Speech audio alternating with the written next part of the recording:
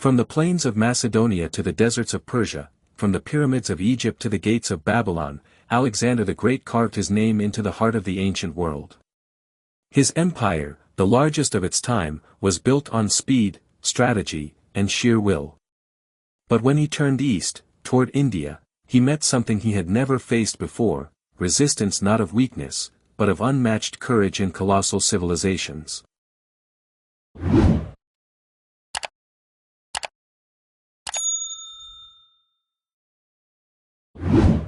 In 326 BCE, Alexander descended into the Indian subcontinent via the Khyber Pass, entering the territory of modern-day Punjab.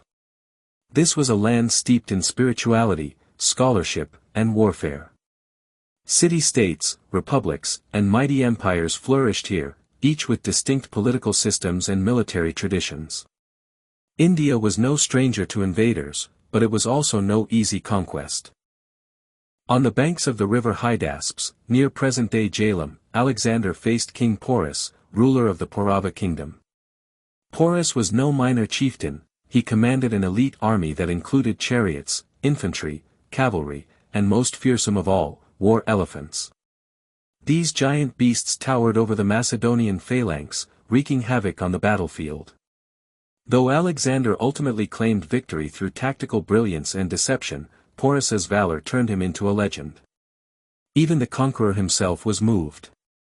He asked the defeated king how he wished to be treated. Porus's reply was simple and bold, like a king. And he was treated as one. Yet Porus was only the beginning. As Alexander looked east, his scouts returned with chilling reports. Further inland lay Pataliputra, capital of the mighty Nanda Empire. The Nandas were not just rulers, they were administrators of one of the most well-organized states in the ancient world. Greek sources claim their standing army numbered 200,000 infantry, 20,000 cavalry, and 6,000 war elephants. It wasn't just the size, it was the discipline, the central treasury, the roads, the spies, the taxation system. The Nanda Empire wasn't a kingdom, it was a machine. A machine Alexander knew he might not be able to defeat. By the time Alexander reached the banks of the River Beas, his army had marched over 17,000 kilometers. The men were exhausted, scarred, and afraid. When they heard of the Nandas, they mutinied. They refused to cross the river, despite their general's fury.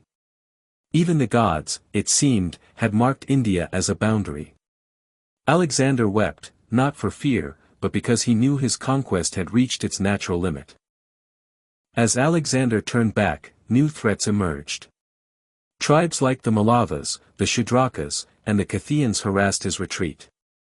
Unlike the centralized armies of Persia or Egypt, these Indian tribes fought with unconventional guerrilla tactics, hit-and-run ambushes, traps, and terrain advantage.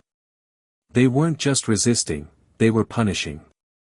Some of Alexander's most brutal casualties occurred during this retreat, including a severe injury to Alexander himself while storming a tribal stronghold. Alexander's eastern campaign ended in retreat, not defeat in battle, but defeat in ambition. The Indian subcontinent remained unconquered.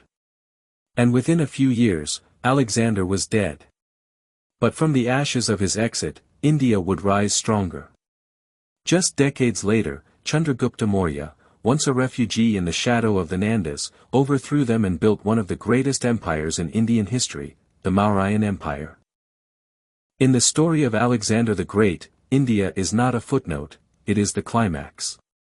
It is the wall he could not breach, the people he could not break, the empires he dared not fight. History remembers the conqueror. But perhaps it is time we remembered those who stood tall, and made the conqueror turn back.